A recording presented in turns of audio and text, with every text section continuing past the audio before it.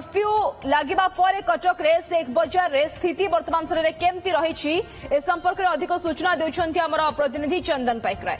कटक रे लागिछि कर्फ्यू गली कंदी बुलुची पुलिस एवं लोक मानकु शांत करबा पई बुझासुझा करा जाउछि। तार भितरे 36 घंटिया कर्फ्यू जारी होइतिबा 13 थाना अंचल रे पूरा पुलिस पैंतरा मारुछि। काहाकू घरू बाहरिबा बेले संपूर्ण भावे बारण करा जाउछि, कारण कौनसी जगार कर्फ्यू समय आपण एकाठी होई बसी पारिबे नाही, सभा समिति कला भली परिस्थिति सृष्टि करि पारिबे नाही, किंबा 24 घंटा पई ब्यान होइथिबा इंटरनेट सेवा जेतेबेले ब्यान करा जाइछि से समय आपण कौनसी अल्टरनेटिव वे रे कौनसी अशांत परिवेश सृष्टि करबा पई चेष्टा करुथिले आपणको उपरे कड़ा कार्यानुष्ठान हे पारे। आपण देखुथिबे ये लालबाग थाना अंचल रो शेख बजार अंचल जोठी गली कंदी रे पूरा रैपिड एक्शन फोर्स सहित पैंतरा मारुची पुलिस एवं पुलिस प्रत्येक लोकों को घरू न बाहरिबा पई एठी निवेदन करा जाउची। जदि केही अमानिया हेउछंती सेमानक उपरे कड़ा कार्यानुष्ठान निया जाउची। यारी भितरे जदि देखिबा जे परिस्थिति को शांत करबा पई सबु प्रकार उद्यम करा जाउची। Camera person Biswajit अछंती।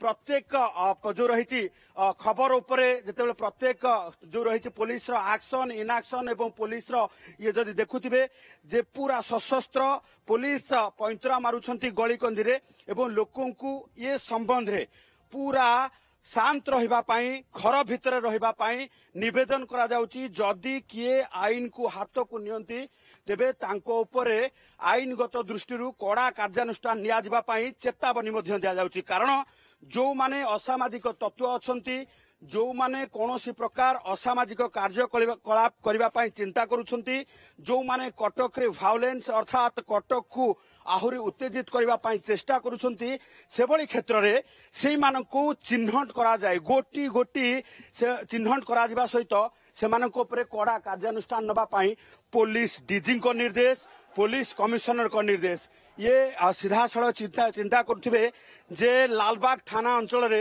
ये दरघा बाजार अंचल दृश्य जेउठी पुलिस पूरा सेंट्रल फोर्स पूरा एठी पैंतरा मारुची, रैपिड एक्शन फोर्स सहित पुलिस पूरा पैंतरा मारिबा सहित चापा चापा करी जांच करा जाउची।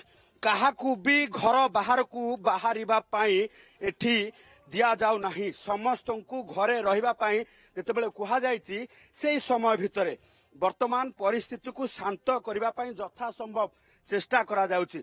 आम सहित डीसीपी प्रकाश चंद्र पाल अछंती, आलोचना करबा। सर वर्तमान स्थिति केमती अछि? नहीं ये तो काम अच्छी लोगों को रिक्वेस्ट करा हो जरा इमरजेंसी किसी काम नहीं से न बाहर घरे रुहंती टिल ओवर होवा पर्यंत 36 घंटा कर्फ्यू भितर लोकों को पाई कौन कौन मेसेज देबे? जार किसी काम नहीं बिना इमरजेंसी जदि किसी कहार मेडिकल ग्राउंड रे किसी अलगा किसी काम अछि से ग्राउंड रे आसंतु नहीं तो घर के बाहरंतु नहीं। सेमती किसी वायलेंस देखिबा को मिलु किसी टिल नाउ किसी एमती नहीं इन्फॉर्मेशन किंतु एमती किसी इंसिडेंट भी नहीं टिल नाउ। भाईचारा शहर भितर ये परिस्थिति को नहीं कि वर्तमान लोक बुझिलेनी सर किभली भाबे परिस्थिति शांत हेबो, उभयଙ୍କ भितर पुणी भाईचारा संपर्क रहइबो? नहीं हम समस्त अपील करछु सेटा समस्त ये भितर से माने रहइबो शांत हिसाब रे निज भल रे केमती रहइबे समस्त रिक्वेस्ट रहउछि हमर।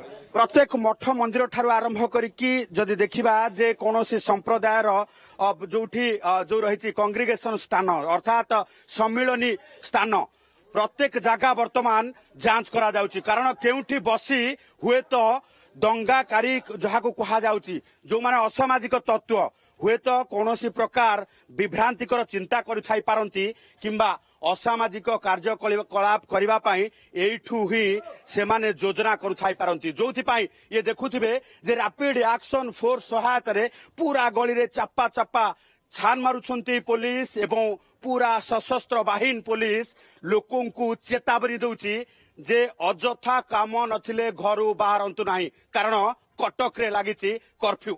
Cuttack camera person Biswajit Chandan Paikaray, OTV.